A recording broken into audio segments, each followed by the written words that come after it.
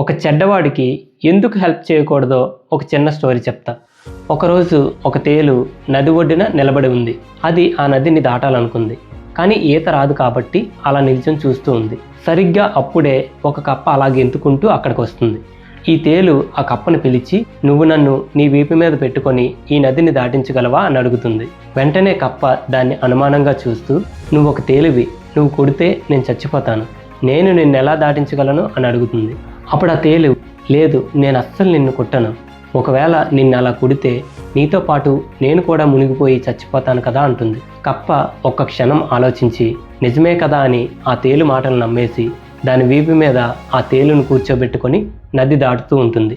కానీ నది మధ్యలోకి వెళ్ళేసరికి కప్పకి చాలా నొప్పి అనిపిస్తుంది, ఎందుకంటే ఆ తేలు అప్పటికే దాన్ని కుట్టేసింది కాబట్టి. అప్పుడు ఆ కప్ప ఏడుస్తూ, నువ్వెందుకు ఇలా చేసావు, మనిద్దరం కూడా ఇప్పుడు మునిగిపోయి చచ్చిపోతాం, నీకు ఇది భావ్యమేనా అని అడుగుతుంది. అప్పుడు ఆ తేలు మునిగిపోతూ, ఇది నా స్వభావం, నేనేమి చేయలేకపోయానని చెప్తుంది.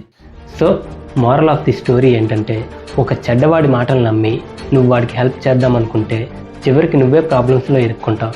ఎందుకంటే అది వాడి నేచర్ కాబట్టి వాడి నేచర్ని ఏదో విధంగా చూపిస్తాడు. వీడియో నచ్చితే ఒక లైక్ చేసి ఫాలో అయిపోండి.